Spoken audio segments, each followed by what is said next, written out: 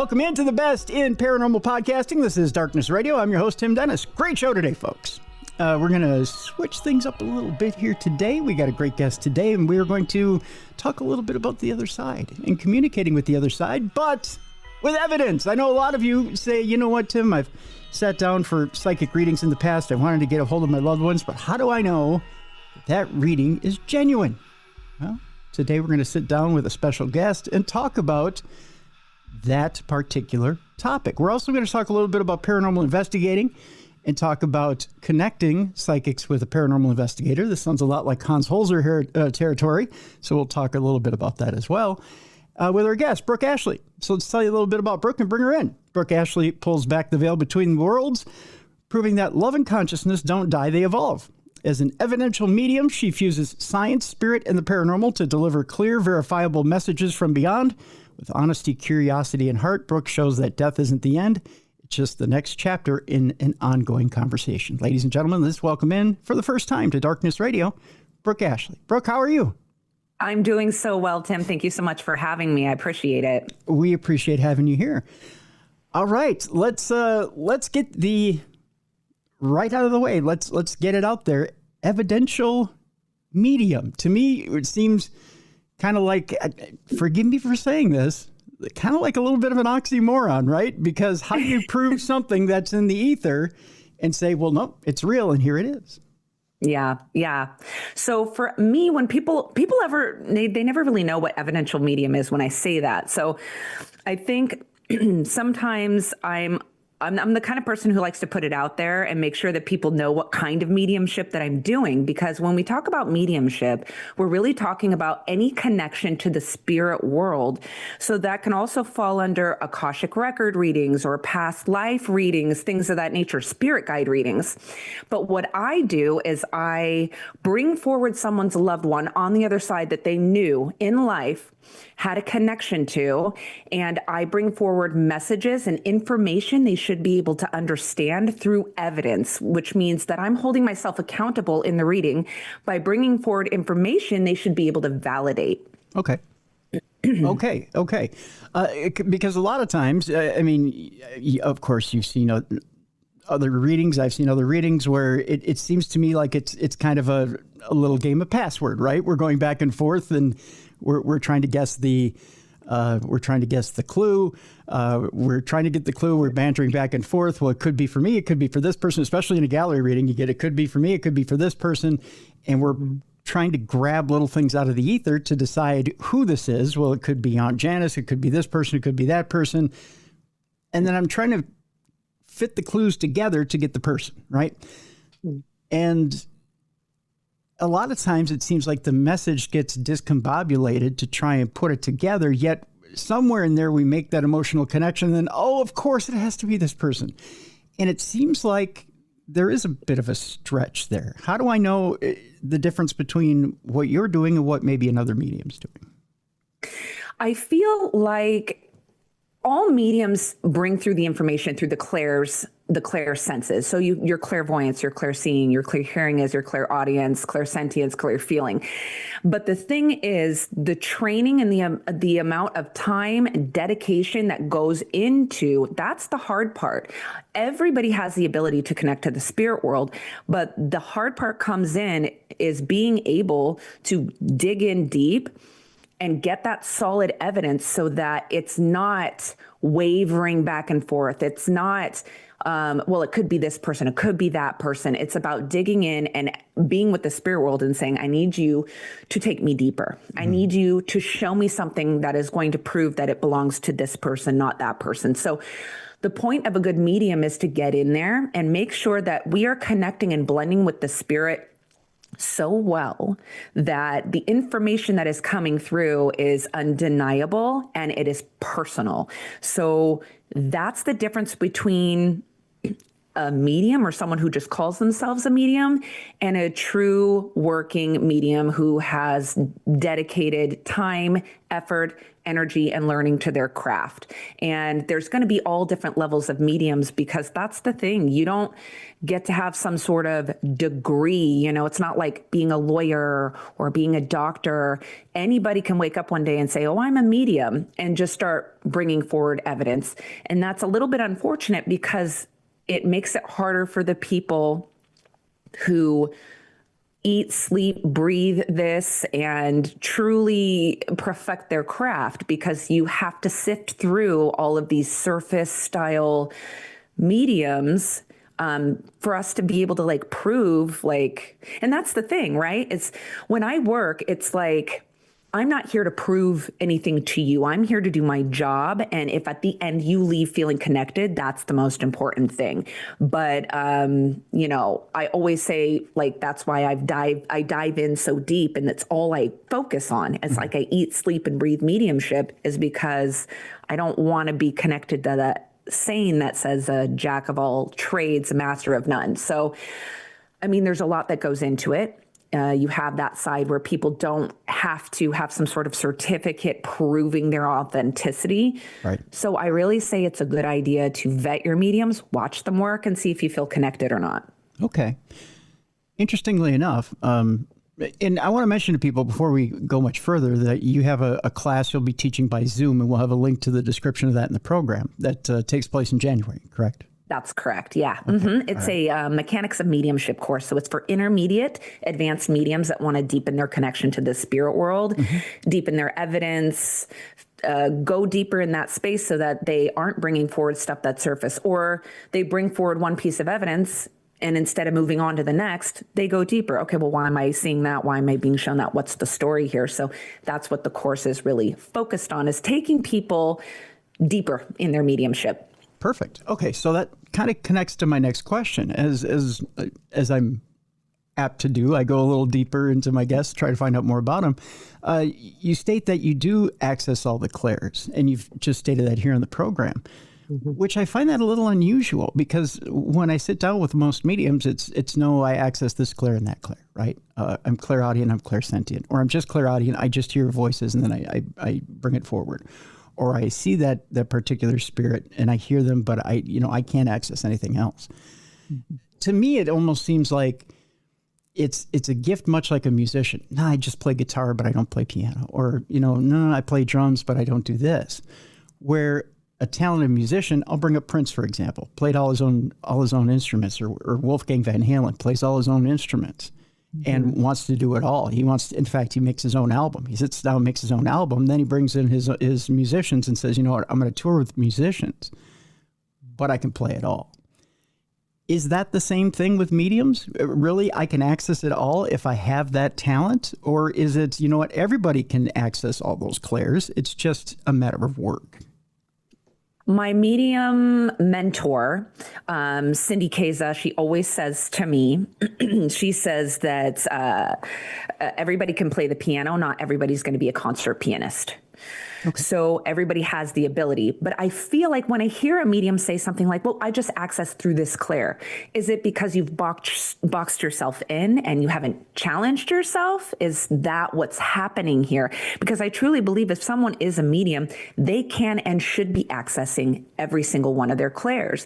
If they're not, I feel like they're doing themselves a disservice.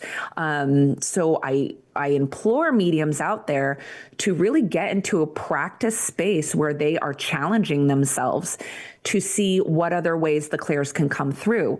Because not only with me, but a lot of the colleagues that I'm very close to, that I've come up with and learned with, we were lucky enough to have some incredible mentors who pushed every clair and let us know we don't have to box ourselves in. So we've been very lucky in that way. But when we're accessing these clairs, it's when you're moving through your mediumship, it should change. It should change. You should start with two that are like a little more open. I started very claircognizant and clairaudient. Okay. So as I continue to train, my clairs started to move. So I had the heavy claircognizance, which is clear knowing, and the heavy clair audience, which is clear hearing. And as I continued to train, it started to shift. I started getting more clairvoyant images. They were stronger. They were coming in faster. And then maybe I didn't need my claircognizance as much, and then moved into my clairsentience. I've always had a strong clairsentience because that's how I know how people passed away. I'll physically feel it. So I'm a little bit more of a, I don't know if they call it like a medical medium. I don't know what you would call me, but I take on the physical characteristics of the person who passed away, the way they passed away. So, but they were moving as I was training. And now when I read, I could see a man in my mind's eye. Then I hear the name John. Then I feel pain in my stomach. Then I just know that he had 2 daughters. So my clairs are moving. They're moving. They're moving. And I don't put parameters or try to force the spirit world on how they're going to give me the information. And I think that that's the best way to be as a medium. You have to let go and allow the spirit world to work with you the way that they want to work. If you're controlling the situation, saying, I'm only clairvoyant, you're going to miss a lot of things. It's interesting. So to me, again, I'll use a sports analogy. It's not going to hit everybody right between the eyes, but it's almost like a quarterback. People are going to yell at me about the Vikings analogy here, but almost like a young quarterback who's starting out and really he's just running the playbook and he's hoping he sees a defense in front of him develop. So you're just going by what you know. And then eventually you're opening up and you're reading entire defenses. You're reading everything and you're just reacting and you're taking whatever whatever comes to you, right? Yep, exactly. And I do understand the football reference because I watch football. Oh, so. Good. Thank you, Brooke. All right. So then I'm not losing everybody out there. That's a good thing. Well, that to me makes a lot of sense. In that, but to me, again, that seems like it does take some skill. That eventually you would have to be not only open but relaxed. To me, it seems like you have to be relaxed in what you're doing. Is that fair? Yeah, you do. And for me, I almost gave up a million times. And I always tell mediums that work with me, students, especially my intermediate advanced students, I always say to them, if you haven't like thrown your hands up and been like, I quit at least 3 times, you're not a medium. You know what I mean? Because it changes, it moves. It's not easy. And not only is it a connection between you and the spirit world, it's a connection between you and yourself. Because the more healed you are, the better your mediumship is going to be. The less triggered you are by things in your own trauma system, the better you can be a medium because you can detach yourself from things and open up to anything that's coming through. You're not going to be, I don't like that feeling, or, he wasn't nice in life, I don't want to talk to him. So it's about the relationship you have with yourself and the relationship you have with the spirit world. I had to let go of control. I've always been someone who needs to know where something's going. I have to have control of the situation just because of my upbringing. That's how it was for me. I had to control my own environment. So being able to release that was really hard because I didn't even know I was doing it. So how do you pinpoint something you don't even realize you're doing inside your mediumship and change it? But spirit will push you into that place because every time that happened, I would have horrible readings.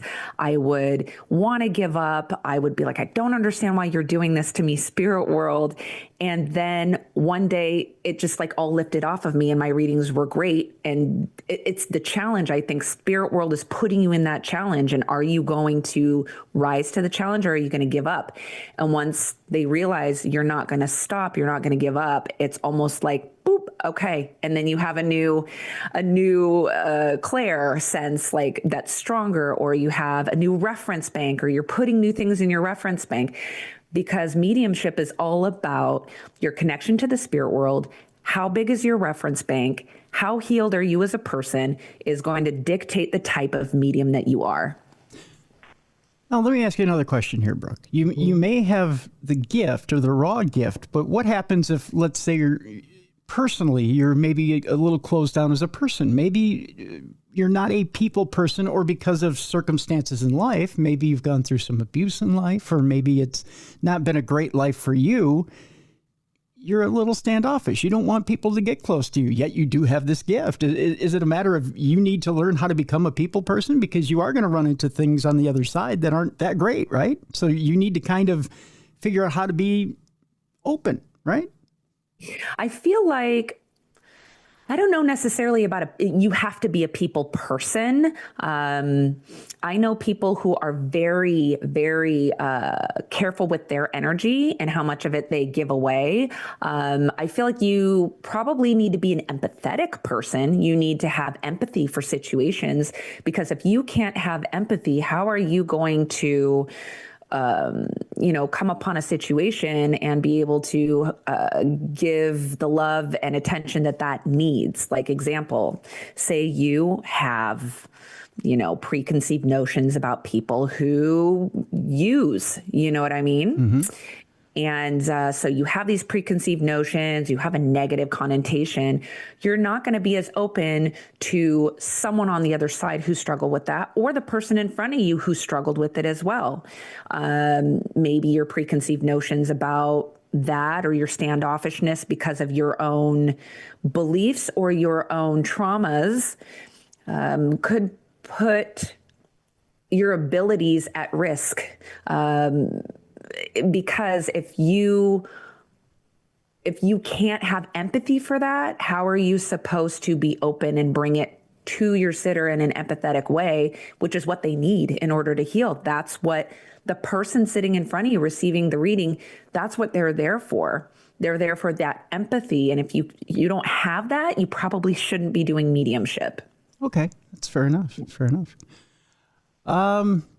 Tell you what, we're about a couple minutes away from getting to break. And when we get to the break on the other side, I do want to talk about the connection of paranormal investigation and mediums and that synergy there. And I do want to talk about the skeptic wave that we went through a few years ago, a decade ago, and how that kind of hit your business. But I do want to talk about when someone comes to you, and the difference between a healing reading and someone who has decided they want to glom onto you because they don't know how to get over that hump. And how is it that you transition them to healing? Because I find that very interesting. I find your job is one part healer, one part psychologist, probably one part telephone, for lack of a better term. So in that regard, because you've got that direct line, and it's something that, like, a therapist doesn't have. A therapist can give you the tools to try and deal with grief, but they can't say, well, do you want to talk to grandma? Here we go. How do you get them to stop getting that dopamine hit, or that connection, from that connection, and tell them, you know what, eventually we have to wean off this? Yeah, that's actually a good point. And I have had some clients who have had issues with that. I start by putting a 6-monther in place. And I tell people that for readings from me, I would like you to wait 6 months in between the readings. And I tell them the reason I want them to do that is because I need that reading to wash over them. I need them to take some time with that reading and sit with that reading and allow them some time to live some life in between readings, right? Because I don't want them to become dependent on getting the readings. I did kind of have to put that in place, on top of always having like a grief counselor numbers, or having access to those types of things for people who may need more, like a grief counselor. So I did have to one time direct someone a couple times to a grief counselor. And it's one of the reasons I also put in place this 6-month kind of rule. Is I had someone who had a husband, they had lost their husband, and she was coming to me like every couple of weeks to get a reading from her husband. And she was grieving, and I knew that she was grieving very hard. She was on the verge. She was going to the gravesite every single day after work, bringing her kids and sitting there for hours at the gravesite. They would eat dinner there. It was very sad. And I did everything in my power to bring him through with stuff that was going on in her life, stuff that she had done recently, dreams she had had, things of that nature. But every time I talked to her, I would give her the phone number of a grief counselor. And I would say, here is this grief counselor number. I said, I'm a really great piece of the healing, but I'm not all of the healing. And I think that a grief counselor would be very beneficial to you, just to add that, and find some ways that you can try to breathe again and cope. And eventually she stopped coming to me and reached out to me. Like, I think I hadn't heard from her in like 8 months, and I was a little worried about her. So I emailed her. And I just said, hey, how are you doing? And I want to make sure you're doing okay, because I really worried about her. And she wrote me back and said she was doing really well, and she didn't ask for a reading. And so I was grateful for that. But I had to put in place some parameters, because people will do that. They just want a reading over and over and over again. And what they don't realize that mediumship is not a telephone call. It doesn't work that way. And really what mediumship is supposed to do is using that third party to show you that your loved ones truly are with you. They have not left you. Maybe to tie up some loose ends, things that didn't get said, things that need to be said, maybe some apologies, those tie up sorts of things, and letting you know that they're still with you. That is what the point of a reading is. And you're using that third party, i.e. me or another medium, to prove it to you, because how are we supposed to know that? So I always tell people, we're just the middleman for the proof. Once you get that proof, you can then start connecting to your loved ones on a daily basis as well, because mediums, we connect to our loved ones the same way that everybody else does. It's not different. It looks like it might be different because of what we're giving you, but the reason it looks that way is because we're the third party in the middle who shouldn't know the information that you already know. Right. So I just like to remind people that mediumship should be that stepping stone if you are having a really hard time grasping the fact that they really are truly with you. Once you get that stepping stone, you get some of those pieces put back together in terms of goodbyes or, knowing that they're still around. Then you can take that, you can start to create that bond yourself, because now you can trust that it's true, it's real, and start asking for signs and symbols, connecting yourself, because your loved ones would rather hear from you than from me. You know what I mean? Right. So I just try to give people that piece if I can. The reason I asked the question, Brooke, is this. In the past, and it's been a few years, so I know these friends have moved on, but I've seen some friends who have gone through grief who have done what I like to call medium hopping. And it's going from one medium to another, to another, to another.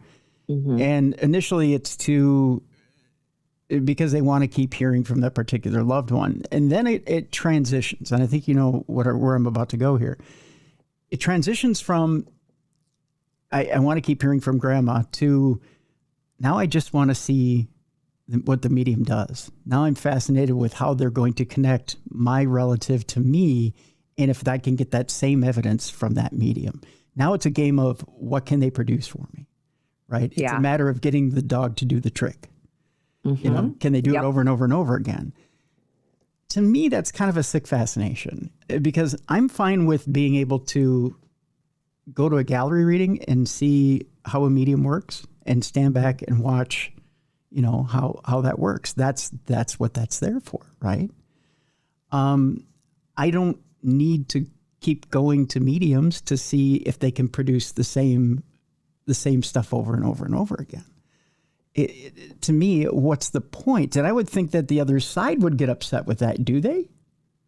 I don't think they get upset with it, because that's more of an ego attached emotion, and ego's attached to the human form. So when spirit goes to the other side, I haven't seen any ego stuff go with them, like emotions of irritation or anger or stuff. I haven't seen that. So I don't think they get annoyed with it, but I think that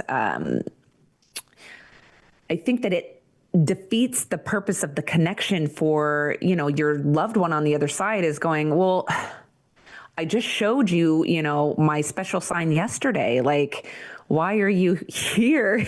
Like, I don't think they get irritated with it, but I think that they would rather show you the signs on their own than for you to keep having the same things brought up over and over again, because the signs can be so much different and they're so much more powerful than talking about how your grandma knit, you know what I mean? Right. Over and over and over again. So, right. Yeah. I guess in my own mind's eye, I can almost imagine some of my relatives going, "Oh, come on already." I guess in my own journey, when we first started the show almost 20 years ago, there was my grandfather came through over and over and over again. I mean, he was a very powerful presence, and then he stopped. And then I got it. It was like, you know what? I've proved myself enough. It's like, but he would do it forcefully. Like I'd have a friend who was a medium who'd be next to me. He goes, your grandfather's coming through. I go, I know. Hi, Grandpa. It'd be like, hello, I'm here. He'd almost have to prove that he was there. And then it stopped. It was almost like, okay, you get it. You get that I'm here. And the thing is, like, people need to walk their own path too. And your loved ones know that, because they're privy to so much understanding that the human mind can't even wrap the brain around, that sometimes people will even say, well, I used to feel them all the time and now I don't feel them anymore. I feel like I'm not getting signs. And it's not that they're being cruel, or they're tired of giving you that connection, but you may be going through something at that time where the spirit world needs you to connect to your own self without a vice of them being there all the time, because it's about learning to depend on your own soul, learning to depend on yourself. And there's growth in that. There's growth that can happen to your soul, your own soul, when you're not using this like spiritual, like trampoline, for your rebound sort of thing, so it's a growth for the soul, I think. And so sometimes your loved ones can step back for a little bit because they know that there are things that you need to experience without that tether. Interesting. You know what? I got a question I want to hold over for after the break, and I'll ask it in a generality, and that's this. I hear people ask the question, you know what? I have this loved one that I thought I was close to on this side. I don't ever hear from them on the other side. We'll answer that question. Where are they? When we come back with Brooke Ashley. We have the link for Brooke in the description of this program if you'd like to contact her, either for a reading, or she does, again, if you're an experienced medium, she has this mediumship class that's coming up on Zoom. Again, you can check the website for more information. We talked about it earlier in the program. But fascinating stuff. We'll talk more with Brooke Ashley when we come back, and we'll ask the question, where did my loved one go? I thought we were close. I thought we were tight. So we'll find out where they went right after the break, right here on the best in paranormal podcasting. This is Darkness Radio.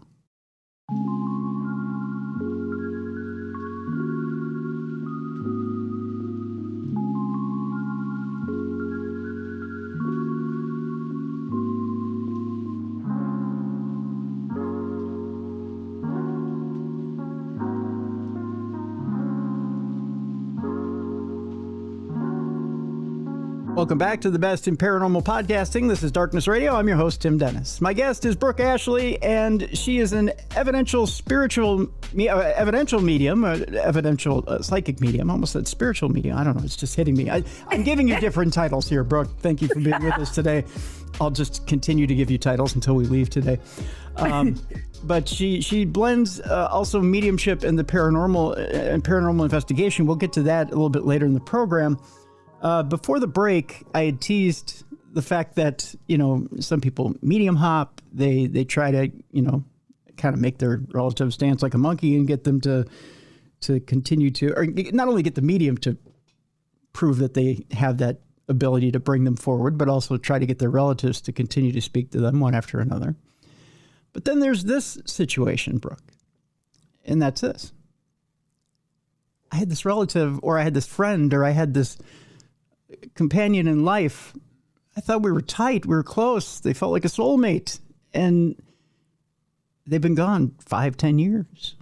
And I haven't heard a thing from them. I haven't had a dream visitation. I haven't had a sign from them. I don't have anything that I feel like is from them. what did I do?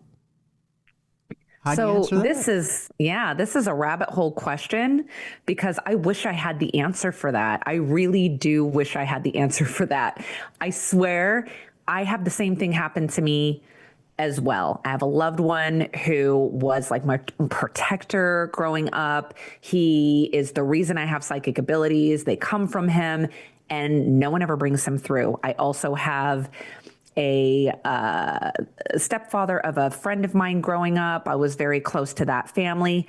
Never, ever, ever comes through, right? So we could go through this like rabbit hole because that's really what it is, because mediums don't have the answers. We wish we did, but we're in human form, so we're not privy to all of the answers.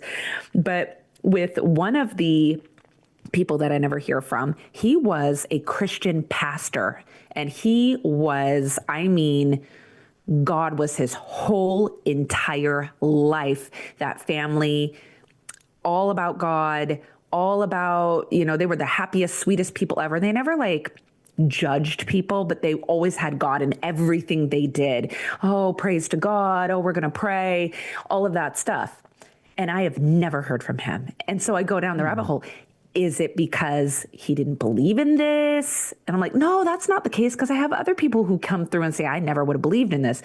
Is it because he believes in Christianity, like when he passes away? So did he like, is his reality in the spirit world different? So he doesn't feel like he needs to come through because people should already know that he's safe with God where he wanted to be? Like, what is going on? Why do I never hear from him? And I don't know the answer to that. I wish I did, because we like getting readings too. Mediums like hearing from their loved ones too. Yeah. And I never hear from him. My grandfather, I never hear from him either. Huh. I will say this, that I did do some work with Cindy Keza and a couple of other mediums, and it did come through that, which was my belief, that my grandpa, who never comes through, is actually one of my spirit guides. And you'll have people say, oh, well, spirit guides can't be someone you knew in life. Well, why not? How do you know that? You know, Right. I'm never going to be the medium who says, I know exactly how it is. And if you ever find a medium who's like, it works like this, it doesn't work like that, and then this, and then they have to do that, run, because how would they know? You know what I mean? So I feel like he's my spirit guide, and because he's busy doing spirit guide stuff, he can't be busy doing communicating with me all the time stuff. You know what I mean? It's like a different space or something of that nature. So what might be happening is, because you were so close to this person, they may have chosen to become one of your guides on the other side. I personally find guides to be more on the quiet side, and their signs are different. So you may not notice signs, or you may be thinking that the signs that are from him are not from him. Things like angel numbers, repetitive numbers, things like you're seeing 111, 1212, things like that. Those could be signs from that person. You're just not reading them that way because you think, oh, it's a spirit guide or something of that nature, when, well, it is both. It's your spirit guide and your close friend. So there's a million reasons that that could be happening, and I wish I had the answers for it, but I don't. No, I think that's a very good answer. You know, that brings up an interesting point. Are your spirit guides, at least in your experience, are your spirit guides veiled to you? Do you not see all of them, or some of them, or many of them? I feel like I'm such a different medium. I feel like I hear all these other people in the spiritual world talking about all of this stuff, and I'm like, not me. So I have never seen them. I have never heard their names. I just know that they're there, and I accept the fact that I'm maybe just one of those people who doesn't see their spirit guides or know who their spirit guides are. I know them through angel numbers. So when I went through a spiritual awakening, I started seeing, every time I would look at anything that had numbers on it, whether it was a clock or my phone or a car or anything, it was always an angel number. So, and they were usually triples. So 333, 222, 111, 1212, stuff like that.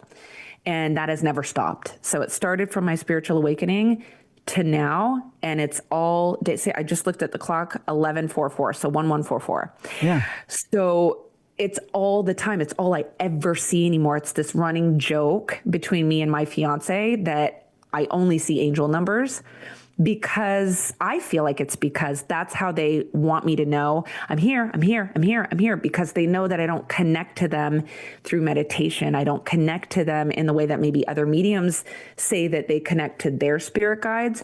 So that's my connection to my spirit guides, is the constant nonstop angel numbers. But I don't know their names. I don't know what they look like. I don't know how many there are. And I feel a little left out, but I'll take the angel numbers. It's interesting you say that, because I do the exact same thing. Yeah. All the time. 1111, 222, 333, 444. I see it all the time. But yeah. If someone were to say, "Oh, have you ever meditated and met your spirit guides?" I have no idea. I have no clue. They could come up. They could come up, slap me on the face in the middle of traffic. I wouldn't know who they were. Right. Exactly. Yeah. Doesn't it feel a little unfair? Yeah. It feels a little lonely, and you got people going, "Oh yeah, I went on a little meditation and I met 5 of them the other day." And I'm like, "Oh, that's nice for you. That's really good." Yeah. Yeah. Yeah. Well, we got the angel numbers, so we'll take it. Yeah. And here I was hoping, it was like some sort of sign I was going to win the lottery. Nope. It's just, it's just them like, "Hey, over here, stupid." Woo. Yeah. So yeah, that's pretty much, I thought, all it was. I didn't know what it was, but I just know I keep seeing these numbers, and they're like, "Nope, it's a sign that you're going to get this. It's a sign that," no, it's not. It's, my life just keeps trudging along. Yep, trudging on. You just got to pay attention to those numbers. I always say, look up, what does the number mean? Like, if you start to get into numerology, you can understand it a little bit better, because numerology is like quite a fascinating subject, and it goes really deep, because not only is it like, if you get 222, not only is it the number 2, but you're also dealing with the Trinity and the number 3 as well, because there's 3 2s, and it's a lot. But if you can get a basic understanding of what the numbers mean, 1 through 10, then you can have a better understanding of what it might be saying to you at the time. But you can always look it up and say, what was I doing in the moment? What was I thinking about in the moment? And the message is usually connected to that. I would say steer clear of like your generalized cosmopolitan, magazine descriptions of the angel numbers, because they're all going to say your guides are with you. They're guiding you. So you're going to have to find a source that's a little deeper than that to explain the angel number. But I always implore people to kind of stop and say, okay, what does that angel number mean, and what was I thinking about at the time? It gives a little message or a push, Well, what's a good source? Because I take it just going to the internet and Googling it is probably not a great source, right? I would probably stick with sources that deal in astrology and numerology over like, Cosmopolitan magazine or something of that nature. Okay. That's fair. Yeah, and I wonder that too, sometimes I wonder, I'll just use my own example. I've had one dream where my stepdad was in it, but then never again. Mm-hmm. Never again have I saw him. And it's been, oh gosh, what is it? 12 years now since he's passed. Yeah. So but I wonder, the other day I think I got a sign from him, but it's one of those things where, he's not shown up and said, "Hey, how you doing, son?" Nothing like that. But I know he's around. I know. Yeah. But it's I think it's just another sly ways, right? Yeah. So. I think it's just, and I think one thing is this, I think a lot of people, especially people who tend to be on the skeptical side, or people who have a tendency to not allow themselves to go fully into that space. It's like your analytical mind kicks in every time you go into a spiritual space. Here comes my analytical mind. Lose out on a lot of signs and symbols because they talk themselves out of the symbol or the sign that they received all the time. And I tell people, stop cheating yourself out of the connection with your loved ones by talking yourself out of the sign or the symbol that you just saw. If you saw something and the first thing that pops into your mind is a loved one, it is your loved one. How else are they going to make you know it's them instead of boom, first thing that comes to your mind. And then people go, oh, no, that's wishful thinking, or, oh, no, that's your loved one. That's how it works. I promise. So do not rob yourself of the signs and the symbols that your loved ones are sending you. Let it wash over you and accept it. You know what I mean? Yeah, exactly. Yeah. Speaking of skeptics, let's turn that corner now and talk a little bit about mediumship and paranormal investigation, which, over the past 10, 15 years might have been a little bit of a no-no, especially when it came to television. But then, speaking of your mentor, Cindy Kaza, she's one of those who kind of bridged the gap. And it came thanks to the program Holzer Files and Hans Holzer, who always came across with the idea of you always need a good trans medium in order to investigate. That's one of those pieces you should have when you go on an investigation. Yeah. Tell me why, to you, it's a good idea to connect a skeptic paranormal investigator with a good trans medium. I think that the teaming up of the two shows the validity and the proof in what's actually going on in the space. If you bring in a medium and they do not know anything about that space, it's just adds to what it is that you're able to bring to the surface. So say you have paranormal investigators who understand and know the history, and they're setting up their equipment. Okay, we're looking for scientific proof. We want to catch a voice on an EVP recorder. We want to have a ghost box and Estes method session where it's a call and response that makes sense. We can have a conversation. But the thing is, when you have a medium come in, not only can they pinpoint the stuff that you already know, but they may be able to pinpoint what is going on in the space. We have a lot of people who want to come into a space and they just want to get the evidence and they leave.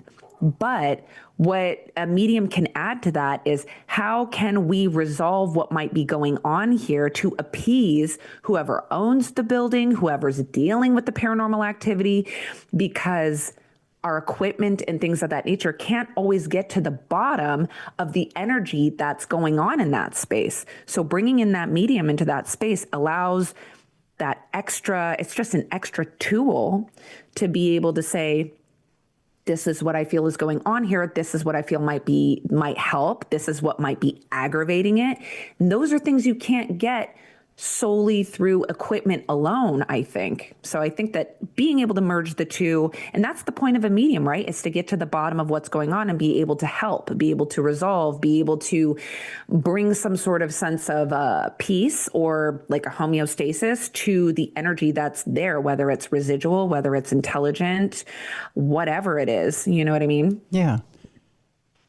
Before shows like Holzer Files, when mediums weren't necessarily paired with paranormal investigator teams, did it, when they were, I won't mention exact teams, I'll just say most teams that were on television, did that kind of affect the business a little bit when they were kind of poo-pooing psychics quite a bit? Did that have an effect on you? Well, I wasn't a working medium at the time that was going on. So I was still just living my life, undercover psychic, just kind of moving on in my space. But I do know that I heard a lot about that as I kind of went on, you know what I mean? And there was such a separate space. Mediums really didn't get to come to the forefront in that way, just in culture or like at the forefront of that, of society in an open way, I feel, until like Teresa Caputo came along, really. Yeah. And I feel like once she was on television, it made it okay to add that factor, you know what I mean, to the mix. Because before that, we had, people are always going to be skeptical of psychic mediums, right? Mm-hmm.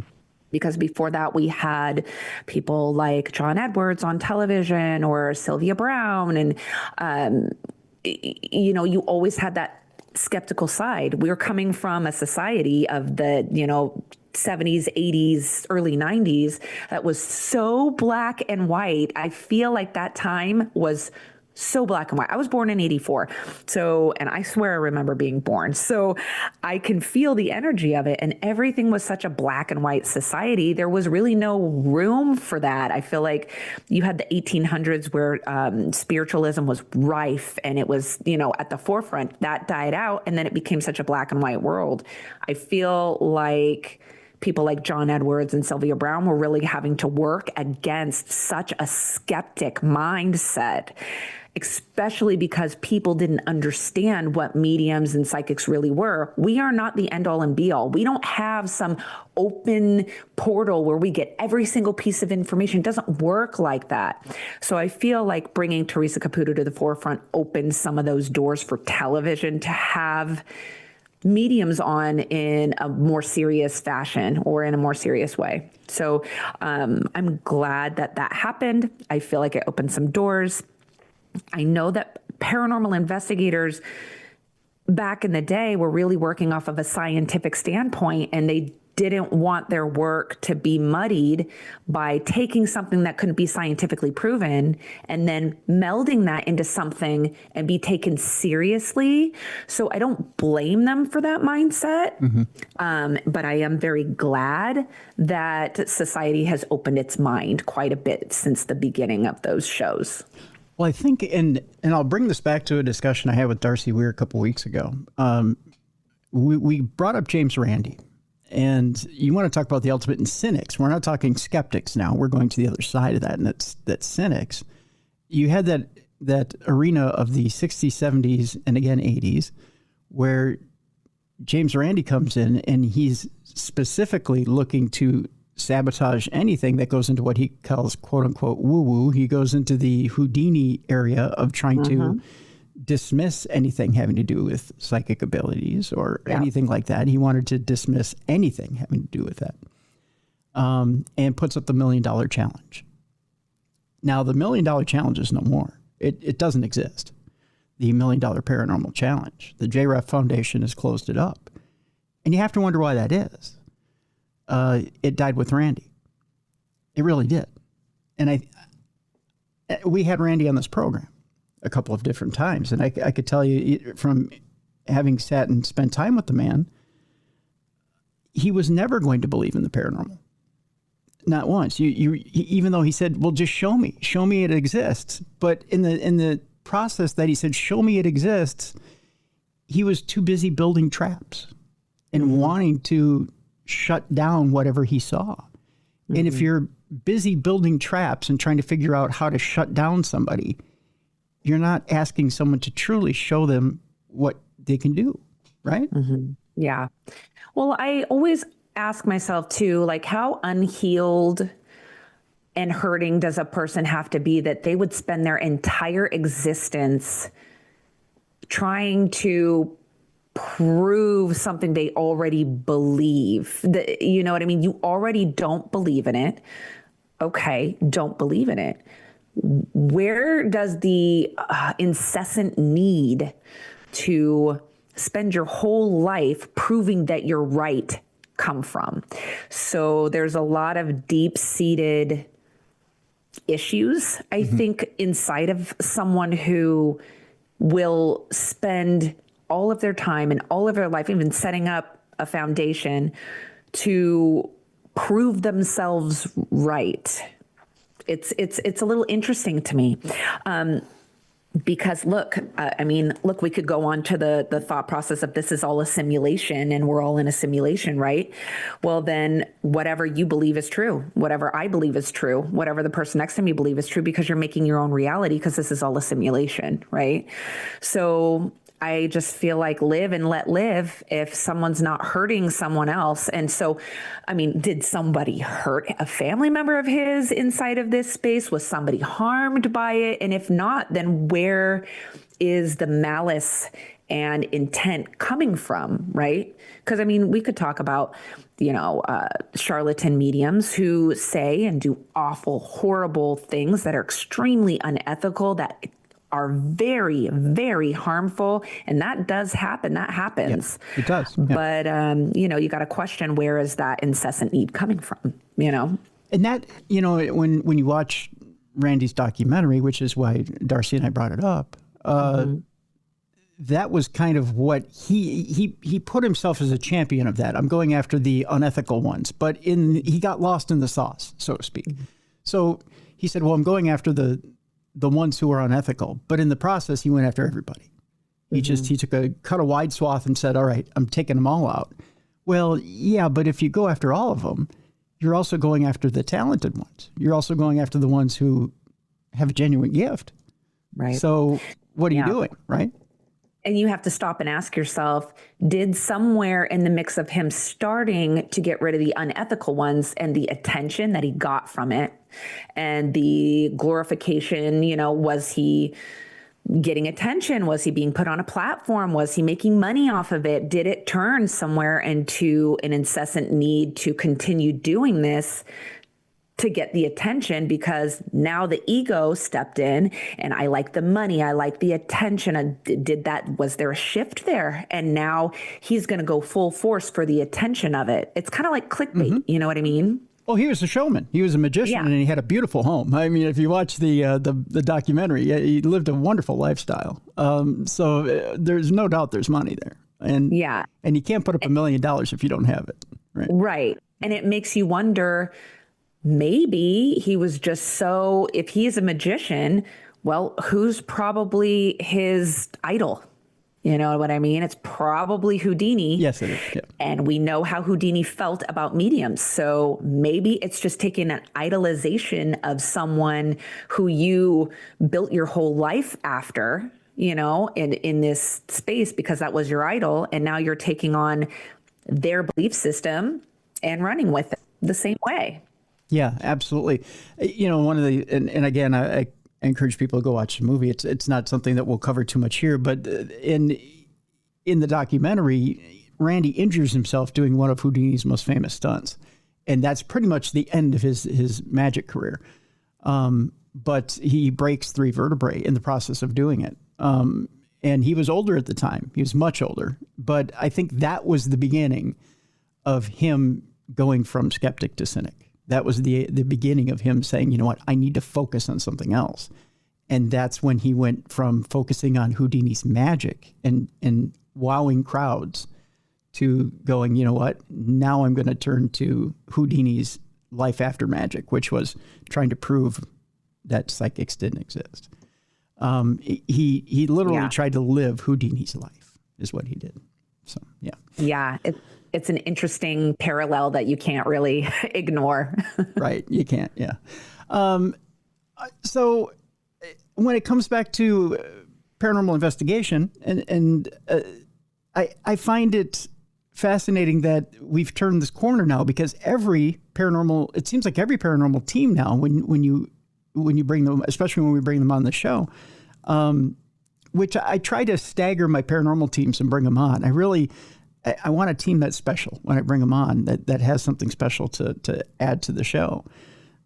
A lot of times now it used to be, well, we have someone who's a historian, and it was very much set up like TV teams, right? We have a historian, we have this person. No one ever comes to me and says, we have a nuclear biophysicist. And I go, oh, good. I never get that. That's never we have a fireman. Right. Why do you have a fireman? Well, in case we get locked in a burning building. Nobody ever throws me that, Brooke. I never get, I never get one of those.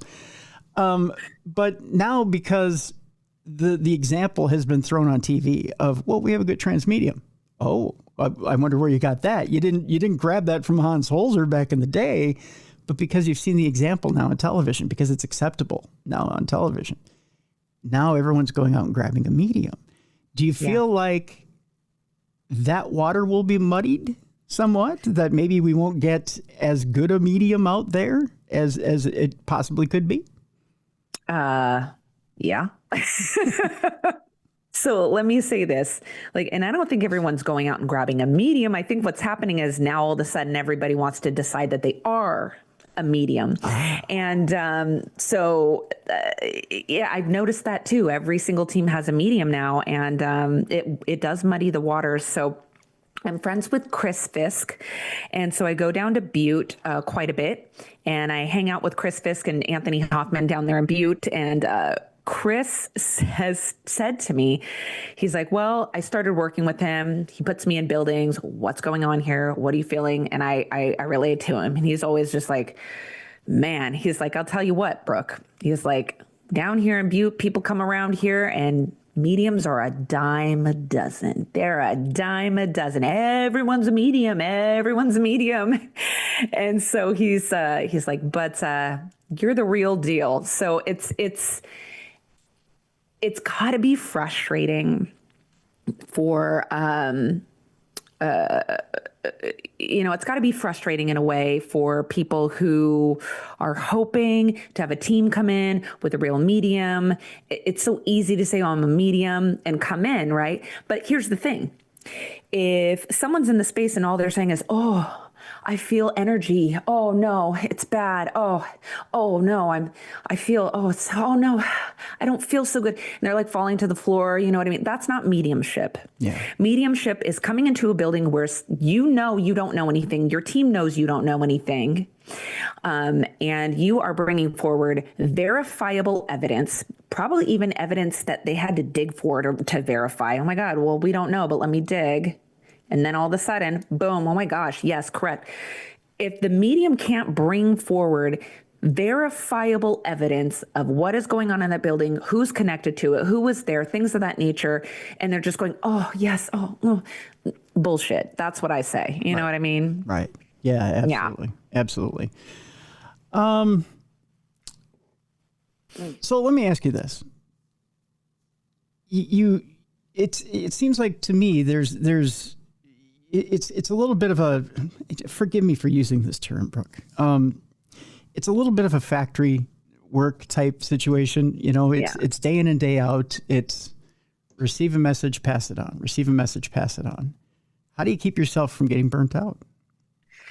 You have to pace yourself, because the burnout for me doesn't come from getting bored of the readings. The burnout comes from expending so much energy and not replenishing it. So it's not honoring, it's pushing. Even when I'm tired, I'm still going to do these extra readings and not giving myself space to rest, because if you don't, they'll do it for you. Your readings will suffer. You'll have to be like, I'm so sorry, I can't connect today. You have to honor your energy, because if you don't, you are going to get burnt out and your connections are going to suffer for that. But I never feel, it never gets old. And I've been doing it for 5 years. Every message that comes through is filled with such, I can feel the love. I can feel the memories. I can feel the laughter. I can feel, the hand holding at the end, the messages being whispered, before someone passes away. I can feel so much stuff. You know what I mean? I feel it.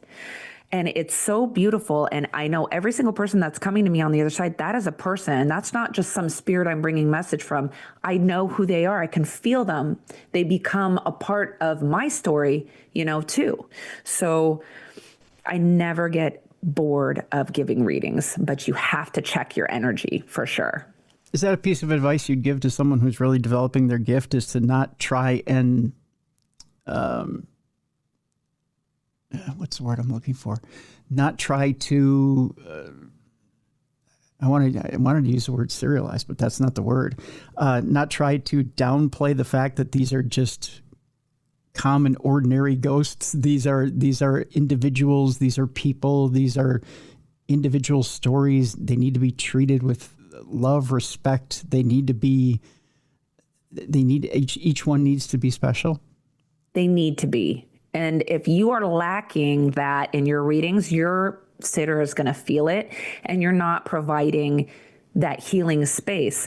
Because if I say, oh my gosh, your dad's here and he's telling me that he would have passed away from a heart attack, and he's telling me that you were his favorite person in the world. He's also showing me that you guys used to kick a can in the backyard, and he's showing me that you did this and that, and he's making me feel like you were holding his hand when he passed away. He knew he wasn't alone. That is different than, oh, I see a tree in the front with apples. Do you understand? Yes. Okay, great. I have some silverware that she would have always put on the table. Do you understand? Yes. Oh, great. Okay. I know that she would have liked to have an apron in the kitchen. She would cook all the time. You understand? Yes. Okay. There's a difference. And I've seen both types of readings. Yeah. So I implore people in this world to make sure that they're doing it for the right reasons. They're not doing it for the trickery of it. Like oh, look, I got check mark, got that right, check mark, got that right, check. Because if you can't dig into the soul, look, this is what I say. My husband always says, Brooke, you should call yourself the crying medium, because every time I give a reading, they're crying.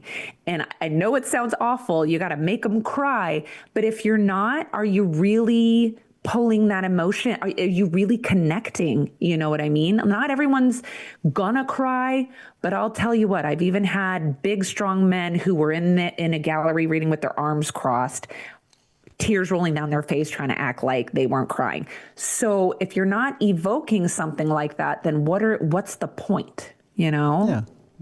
Yeah. I totally get that. Yeah.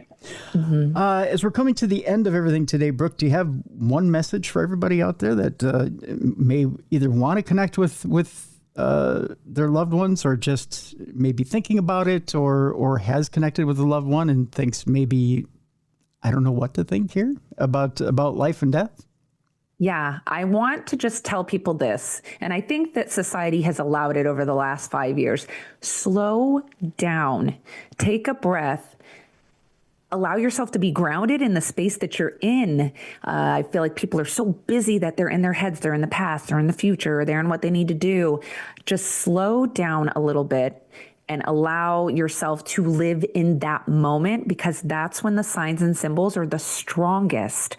So if you're not allowing yourself that space to be grounded in the moment and not be anywhere else but in that moment, you're going to miss stuff.